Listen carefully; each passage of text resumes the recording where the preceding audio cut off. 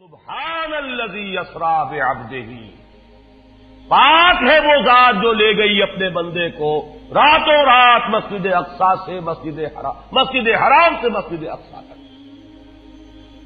اگر یہ بات کسی انسان کی طرف منسوب ہوتی تو بات اور تھی، اگر یہ فعل حضور کی طرف منسوب ہوتا کہ حضور گئے تو بات اور تھی کہ میں آیا نہیں لایا گیا ہوں، حضور گئے نہیں لے جائے گئے ہیں، اور لے جانے والے وہ ذات ہے سبحان الذی اسری، وہ پاک ہے ہر عیب سے، ہر نقص سے، ہر ذوق سے، ہر کوتاہی سے، وہ منزہ ہے، اعلی ہے، عرفہ ہے، بالا تر ہے، لہذا اس کی قدرت سے یہ ہرگز بعید نہیں کہ وہ اپنے بندے کو راتوں رات مسجد حرام سے مسجد اقصی اور پھر مسجد اقصی سے سدرۃ المنتہا تک لے جائے اور واپس لے آئے اور پھر مسجد حرام میں پہنچا دے۔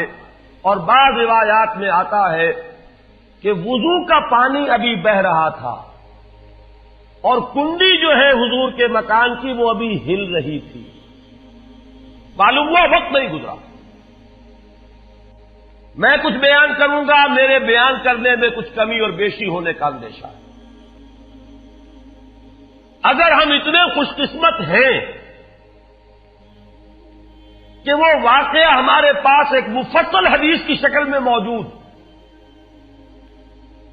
اور حدیث بھی دوسرے یا تیسرے طبقے کی کتابوں کی نہیں، متفق علیہ، جس میں روایتاً جیسا کہ میں نے عرض کیا جس کا پایا تقریباً قرآن کے برابر، اور اس حدیث کے راوی ہیں حضرت مالک ابن صعصعہ رضی اللہ تعالی عنہ۔ ان کے بارے میں ایک بات ہے بڑی اہم، وہ نوٹ کر لیجئے۔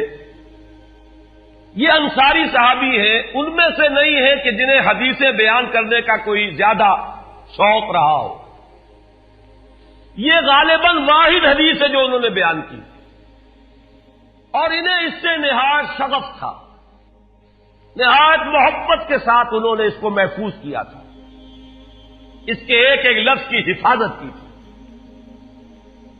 چنانچہ بعض دوسرے وہ صحابہ بھی جنہوں نے خود حضور سے یہ بات سنی ہوئی تھی، اب ایک تو وہ خود براہ راست روایت کر رہے حضور سے کہ ہم نے سنا، حضرت انس ابن مالک رضی اللہ تعالی عنہ خود، لیکن وہ صحابہ بھی ان کی خدمت میں خاص طور پر حاضر ہو کر ان سے اس روایت کو سنتے تھے، اس لیے کہ اس روایت میں ان کا درجہ بہت بلند ہے، ان کو اس سے بہت شغف تھا۔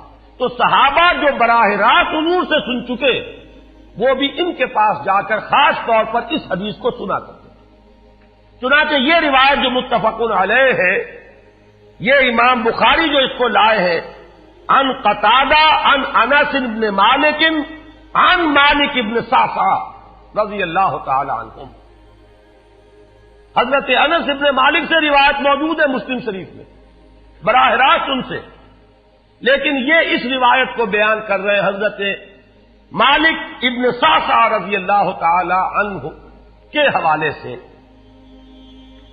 روایت کیا ہے؟ ان النبی صلی اللہ علیہ وسلم حدثہم عن لیلۃ اسری بہ۔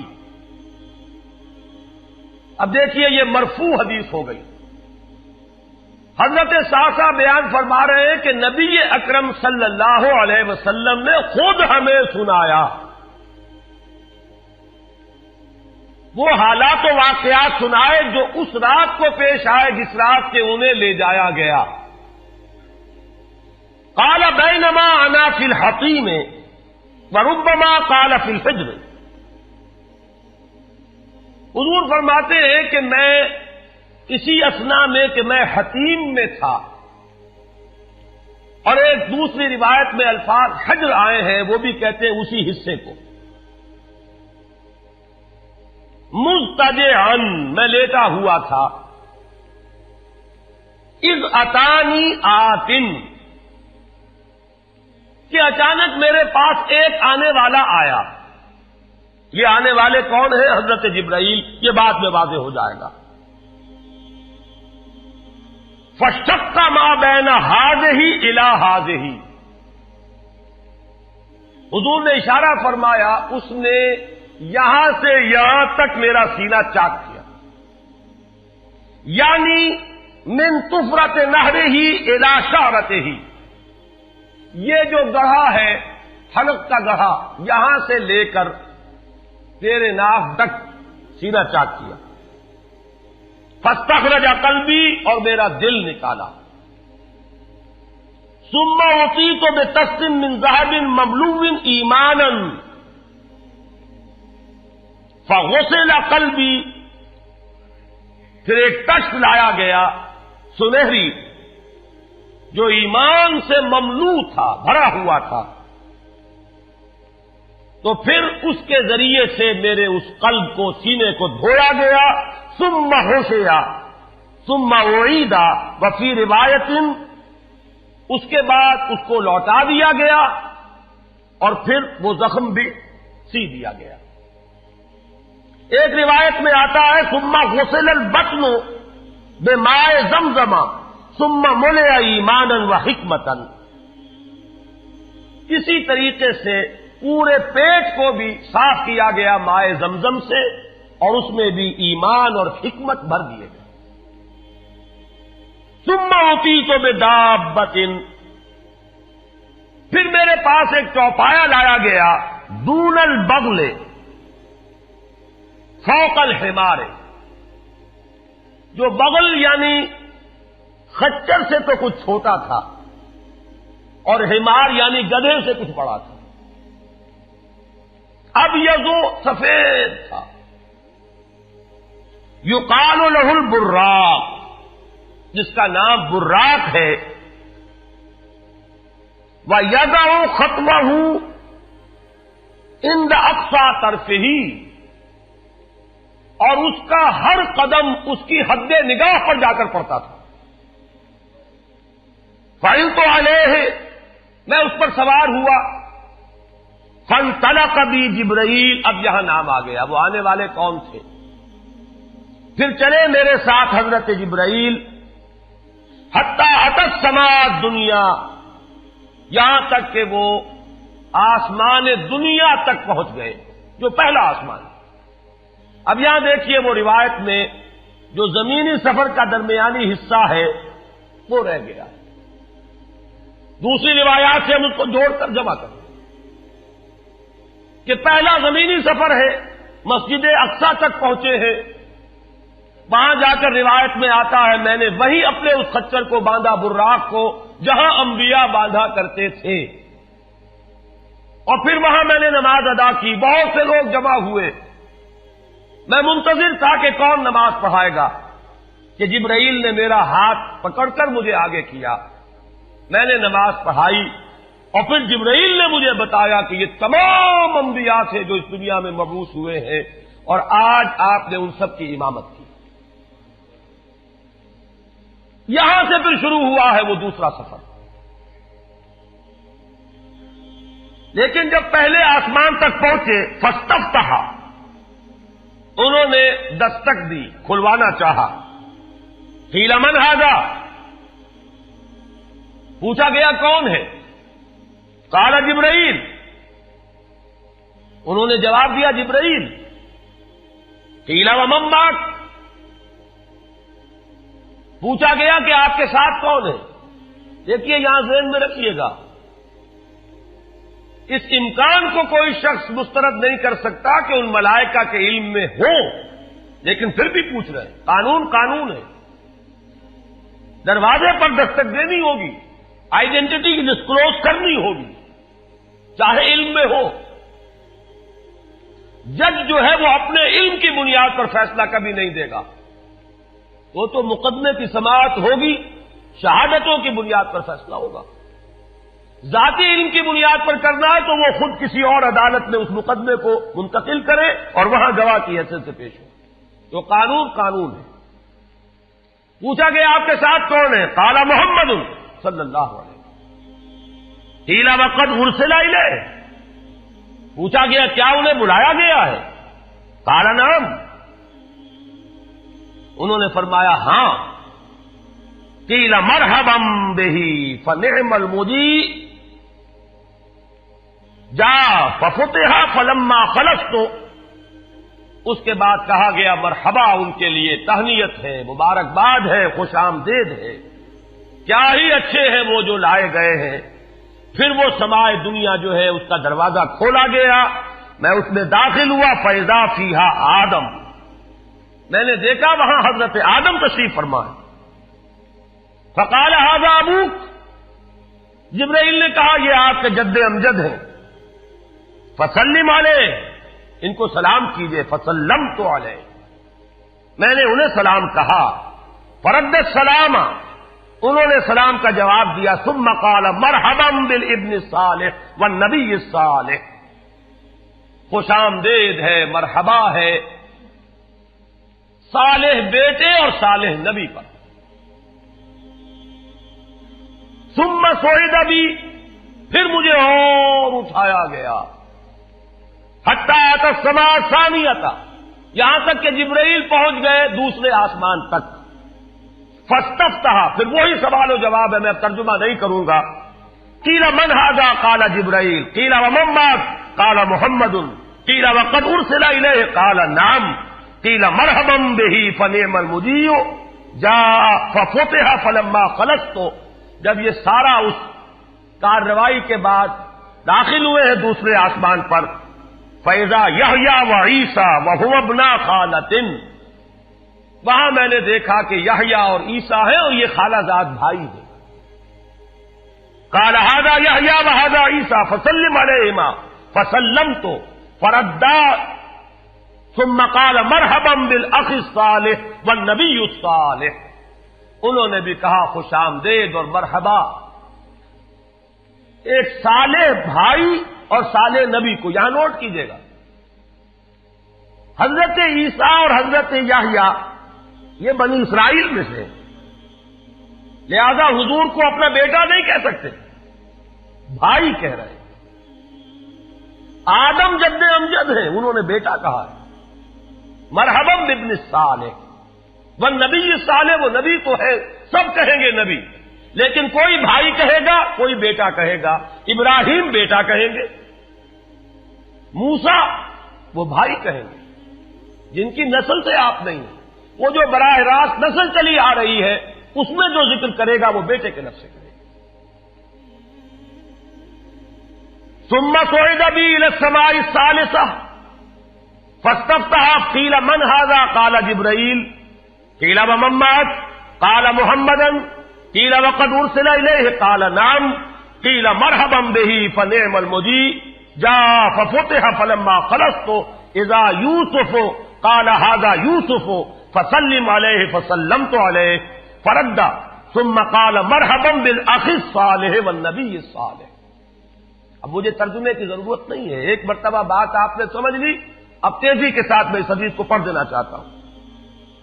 ثم صعد بی، پھر مجھے اور بلندی پر لے جایا گیا، حتی اتی السماء الرابعہ فاستفتح، قیل من ھذا قال جبرائیل، قیل ومن معک قال محمد، قیل وقد ارسل الیہ قال نعم، قیل مرحبا بہ فنعم المجیء جاء ففتح فلما خلصت فاذا ادریس فقال ھذا ادریس فسلم علیہ، فسلمت علیہ، فرد ثم قال مرحبا بالاخ الصالح والنبی الصالح۔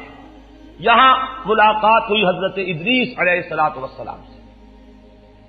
ثم صعد بی حتی اتی السماء الخامسۃ فاستفتح، قیل من ھذا قال جبرائیل، قیل ومن معک قال محمد، قیل وقد ارسل الیہ قال نعم، قیل مرحبا بہ فنعم المجیء جاء ففتح فلما خلصت فاذا ہارون قال ھذا ہارون فسلم علیہ، فسلمت علیہ، فرد ثم قال مرحبا بالاخ الصالح والنبی الصالح۔ ثم صعد بی حتی اتی السماء السادسہ فاستفتح، قیل من ھذا قال جبرائیل، قیل ومن معک قال محمد، قیل وقد ارسل الیہ قال نعم، قیل مرحبا بہ فنعم المجیء جاء ففتح فلما خلصت فاذا موسیٰ قال ھذا موسیٰ فسلم علیہ، فسلمت علیہ، فرد ثم قال مرحبا بالاخ الصالح والنبی الصالح۔ چھٹے آسمان پر یہ حضرت موسیٰ سے ملاقات ہوئی. فلما جاوزت بتا، جب میں آگے بڑھا تو حضرت موسیٰ روئے. قیل ما یبکیک، ان سے پوچھا گیا کہ آپ کو کیا چیز رلا رہی ہے؟ قال ابکی لأن غلاما بعث بعدی، کہ مجھے اس بات پر رونا آ رہا ہے یہ نوجوان محمد صلی اللہ علیہ وسلم، یہ میرے بہت بعد ان کی بعثت ہوئی ہے. يدخل الجنت من امته اکثر ممن يدخلها من امتی، میرے بہت بعد آنے کے باوجود ان کی امت میں سے جنت میں داخل ہونے والوں کی تعداد میری امت کے مقابلے میں بہت زیادہ ہوگی. بہرحال اپنی امت کا خیال تو ہے، وہ شفقت جو نبی اور رسول کو اپنی امت پر ہونی چاہیے وہ ہے بتمام و کمال. اسے معاذ اللہ کسی حسد پر معمول نہ کیجیے، بلکہ وہ جو احساس ہوا ہے اپنی امت کی محرومی کا، وہ ہے کہ جس نے حضرت موسیٰ علیہ السلام پر یہ کیفیت طاری کی. ثم صعد بی، پھر مجھے اور بلند کیا گیا الی السماء السابعۃ، ساتویں آسمان پر. فاستفتح قیل من ھذا قال جبرائیل، قیل ومن معک قال محمد صلی اللہ علیہ وسلم، قیل وقد بعث الیہ قال نعم، قیل مرحبا به فنعم المجیء جاء. فلما خلصت فاذا ابراہیم قال ھذا ابوک ابراہیم فسلم علیہ، فسلمت علیہ فرد السلام ثم قال مرحبا بالابن الصالح والنبی الصالح. حضرت ابراہیم نے پھر استقبال کیا، خوش آمدید صالح بیٹے اور صالح نبی کے لیے. ثم رفعت، اب ذرا یہاں نوٹ کیجئے گا، یہاں سوئد تو نہیں آیا، سوئد ابھی نہیں آیا، رفعت. پھر مجھے اور بلند کیا گیا الی سدرۃ المنتہی، یہ سدرہ منتہا ہے جس کا ذکر ہے سورۃ النجم. اسی سدرۃ المنتہا کے پاس جنت ماوا ہے، وہ جس کا وعدہ کیا گیا ہے، جو ٹھکانہ بنے گی اللہ کے نیکوکار بندوں کا، جس میں وہ رہیں گے ہمیشہ ہمیش. فادخلوها خالدین، وہ بھی وہی ہے. پھر اٹھائے گئے حضور بیت المعمور تک. ثم اعطیت باناء من خمر واناء من لبن واناء من عسل. پھر میرے سامنے یہ بیت معمور کیا ہے یہ بھی جان لیجئے. یہ در حقیقت اس سماء سابعہ پر، ساتویں آسمان پر خانہ کعبہ کا اصل جو ہے اللہ کا گھر، جس کا یہ ظل اور سایہ اس دنیا میں ہے خانہ کعبہ، یہ ہے وہ بیت المعمور، جس کے بارے میں ایک اور روایت میں الفاظ یہ آئے ہیں، اس میں روزانہ 70,000 فرشتے داخل ہوتے ہیں، اور جو فرشتہ ایک مرتبہ داخل ہوا ہے آج تک اسے دوبارہ داخل ہونے کی نوبت نہیں آئی. اسی طریقے سے وہ فرشتے ہیں جو طواف کرتے ہیں خانہ کعبہ کا. پھر جان لیجئے یہ ہماری نگاہوں سے مخفی عالم غیب کی ایک دنیا ہے اپنی جگہ، چاہے ہمیں نظر نہ آئے. پھر میرے سامنے 3 برتن لائے گئے، ایک دودھ کا اور ایک شہد کا اور ایک شراب کا. فاخذت اللبن، میں نے دودھ والا پیالہ اٹھا لیا. قال ہی الفطرہ، حضرت جبرائیل نے توثیق کی کہ یہ ہے اصل میں آپ کا انتخاب درست ہے، یہ فطرت ہے. فطرت اللہ التی فطر الناس علیہا، یہی جو فطرت انسانی سے قریب ترین شے ہے اس کا آپ نے انتخاب کیا. اتت انت علیہا و امتک، اسی فطرت پر اے محمد آپ بھی ہے اور آپ کی امت بھی ہے. ثم فرضت علیہ صلوات 50 کل یوم. ایک اور روایت میں الفاظ آئے ہیں، اس میں اس کی وضاحت نہیں ہے کہ 3 چیزیں حضور کو یہاں عطا کی گئی. ایک تو 50 نمازیں جو فرض ہوئی، ایک دن رات میں 50 نمازیں، اور ایک سورہ بقرہ کی آخری 2 آیات جو تحفہ اللہ نے دیا محمد کو امت کے لیے صلی اللہ علیہ وسلم. آمن الرسول بما انزل الیہ من ربہ والمؤمنون کل آمن باللہ وملائکتہ وکتبہ ورسلہ. یہاں سے لے کر آخر تک فانصرنا علی القوم الکافرین تک یہ 2 آیات یہ جنت کے خزانوں میں سے 2 خزانے ہیں جو شب معراج کو عطا ہوئے ہیں محمد الرسول اللہ کو بطور تحفہ امت کے لیے. اور تیسری بات یہ کہ اے نبی آپ کی امت کے لیے یہ خصوصی بات ہے کہ آپ کی امتیوں کے گناہ کبیرہ بھی بغیر توبہ کے معاف ہو سکیں گے. یہ خصوصی تحفے ہیں جو امت کے لیے لے کر آئے محمد صلی اللہ علیہ وسلم. 3 تحفے نماز جو اس معراج میں فرض ہو رہی ہے اور اسی کو حضور کہہ رہے ہیں الصلاۃ معراج المومنین. اہل ایمان کے لیے یہ بمنزلہ معراج ہے. اس میں پھر روایت میں تفصیل آ رہی ہے. واپس جب آئے ہیں حضرت موسیٰ سے ملاقات ہوئی اور انہوں نے یہ فرمایا کہ یہ 50 نمازیں بہت ہیں, مجھے تجربہ ہے, تمہاری امت اس کا تحمل نہ کر سکے گی, واپس جاؤ درخواست کرو کم کرواؤ. حضور گئے, 10 نمازیں اس میں معاف ہوئی, 40 ہوئی. پھر یہی بات ہوئی, پھر بھیجا حضرت موسیٰ نے, پھر 30 ہوئی, پھر 20 ہوئی, چوتھی مرتبہ پھر وہ 10 اور پھر 5 رہ گئیں. اس پر بھی حضرت موسیٰ نے یہ کہا اب بھی جاؤ یہ بھی بھاری ہے. حضور نے فرمایا مجھے شرم آتی ہے, میں اتنی مرتبہ جا چکا ہوں, مزید اب جانے سے حیا محسوس کر رہا ہوں. تو ندا آئی کہ یہ 5 ہی 50 کے برابر ہیں. ہمارے ہاں قول بدلا نہیں جاتا. یہ 5 جو ہے در حقیقت یہ قائم مقام ہے ان 50 کے کہ جو اولاً ہم نے فرض کی تھی.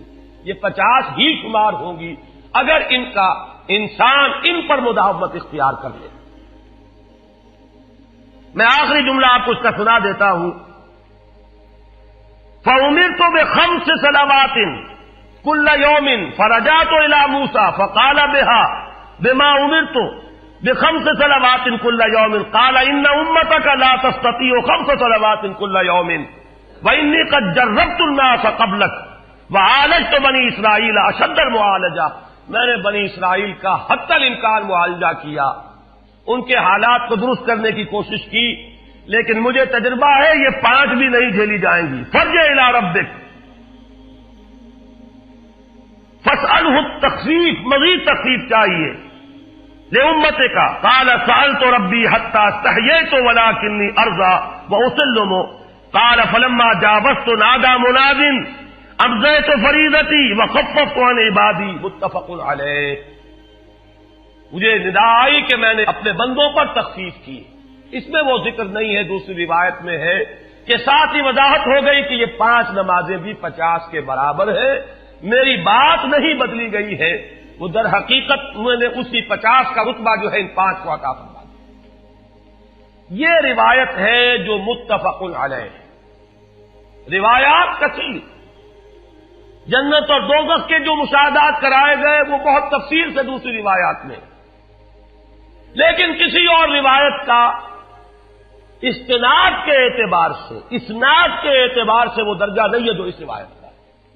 باقی میں نے مسلم شریف کی روایات میں سے اور تفاصیل آپ کو سنائی ہے. یہ ہے واقعہ. پھر حضور واپس آئے ہیں, وہیں بیت المسجد اقصی میں آئے ہیں, پھر واپس تشریف لائے ہیں, اور اس کا میں بیان کر چکا ہوں دوسری روایات میں کہ وقت بالکل نہیں گزرا, کہیں روک دیا گیا ہے, پوری کائنات کو کہیں تھام دیا گیا. یہ بات تو وہ ہے جو آج سے پہلے بھی سمجھ میں آ سکتی تھی کہ شاید کسی ایک جگہ پر پوری کائنات کو روک دیا گیا. وقت بالکل نہیں گزرا کسی کے لیے. لیکن جیسا کہ میں نے عرض کیا, اس وقت تو یہ بھی سمجھ میں آتا ہے کہ سب کے لیے وقت گزر رہا ہو اور صرف محمد الرسول اللہ کے لیے نہ گزرے صلی اللہ علیہ وسلم. آج یہ بات بھی سمجھ میں آ سکتی ہے, لیکن یہ ہے کہ قرین قیاس وہی پہلی بات ہے. کہ اس میں پورے اس وقت کے لیے وقت کی رفتار کو روک دیا گیا ہو، وہ مسئلہ یاد آ گیا کہ آگے بڑھو یا وقت کی رفتار روک دو۔ تو یہ وقت کی رفتار ہے جو محمد الرسول اللہ صلی اللہ علیہ وسلم کے لیے روک دی گئی۔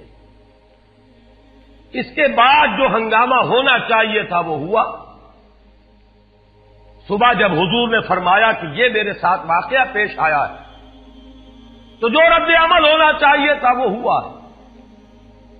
یہاں تک بھی ہوا ہے کہ بہت سے مومنین صادقین متزلزل ہو گئے،